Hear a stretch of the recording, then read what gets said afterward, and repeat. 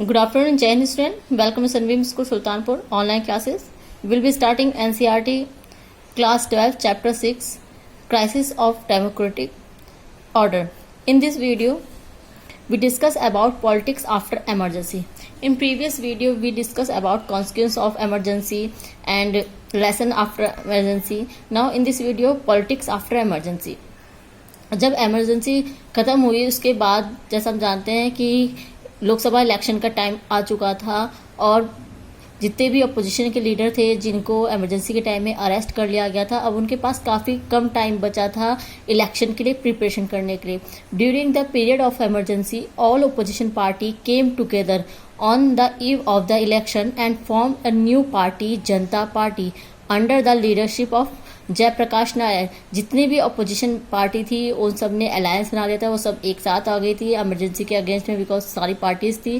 सभी पार्टीज के opposition leaders जो थे उनको इमरजेंसी के टाइम में वैसे ही अरेस्ट कर लिया गया था. सब पूरी तरह से कांग्रेस के अगेंस्ट आ चुकी थी, तो सभी पार्टी ने अपना अलायंस बनाया और उस एक न्यू पार्टी बनाई गई, जनता पार्टी, और जिसको लीड कर रहे थे जयप्रकाश नारायण जी.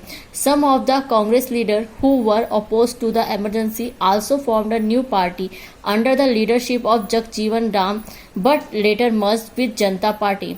और बहुत सारे ऐसे लीडर जो खुद कांग्रेस पार्टी के थे और जो पूरी तरह से इमरजेंसी के खिलाफ थे, उन्होंने भी जगजीवन राम के लैड में एक न्यू पार्टी बनाई बट थोड़े दिनों बाद वो पार्टी जनता पार्टी में फिर से मर्ज हो गई.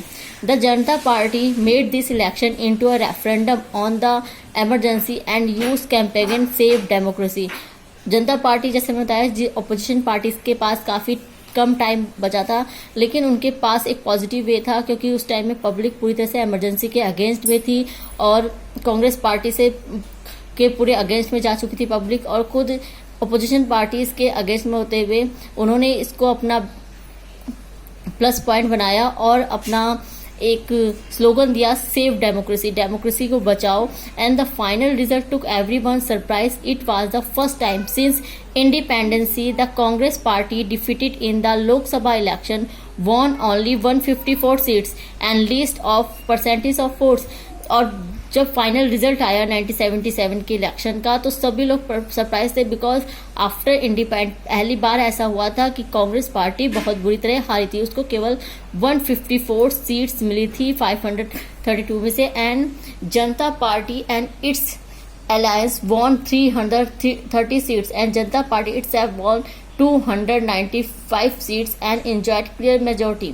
और जो अलायंस था उसको टोटल 330 सीट्स मिली थी और जनता पार्टी को और खुद से केवल 295 सीट्स मिली थी, यानी क्लियर मेजोरिटी मिली थी. Indira Gandhi was defeated from Raebareli and her son Sanjay Gandhi from Amethi. और इंदिरा गांधी की खुद की इमेज पे इतना बुरा असर पड़ा था इमरजेंसी का कि इंदिरा गांधी खुद की जो सीट थी रायबरेली से वो भी नहीं बचा पाई, ना उनके छोटे बेटे संजय गांधी भी अमेठी से बुरी तरह हार चुके थे. Now Janata government after the election there was stiff complexion among 3 leaders for the post of prime minister, Morarji Desai, Charan Singh, Jagjivan Ram.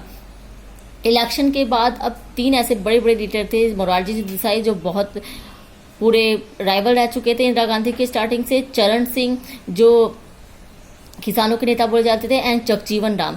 ये तीनों ही प्राइम मिनिस्टरशिप के लिए तीनों ही बड़े दावेदार थे. Finally Morarji Desai became the prime minister but power for struggle did not and with in the party. और finally Morarji Desai को डिसाइड करा गया कि उनको पीएम बना दिया जाए, लेकिन जो पावर के लिए जो स्ट्रगल था पार्टी में वो खत्म नहीं हुआ था. The critics felt that Janata party due to lack direction, leadership and common programme, Janata party could not bring about a fundamental change in the policies from those pursued by the Congress.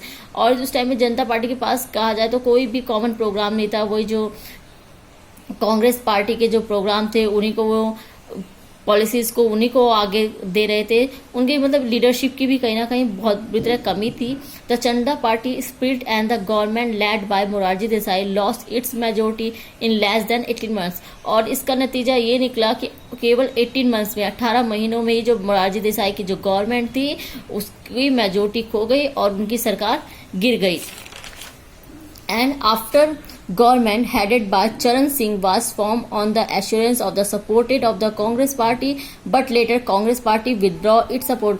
उसके बाद चरण सिंह की गवर्नमेंट बनाई जो उन्होंने कोलाइजेशन की government आई जिसमें support Congress party ने दिया, लेकिन आफ्टर 4 मंथ केवल 4 महीने बाद कांग्रेस पार्टी ने उनसे अपना सपोर्ट वापस विड्रॉ कर लिया। एंड उसके बाद फ्रेश इलेक्शन हुए, fresh Lok Sabha were held in January 1980 and Congress party led by Indira Gandhi won 343 seats and back in power. और सेम लाइक 1971 के इलेक्शन की तरह फिर से जो इंदिरा गांधी जी थी वो 353 सीट से वॉन हुई, मेजोरिटी में उनकी जीत हुई।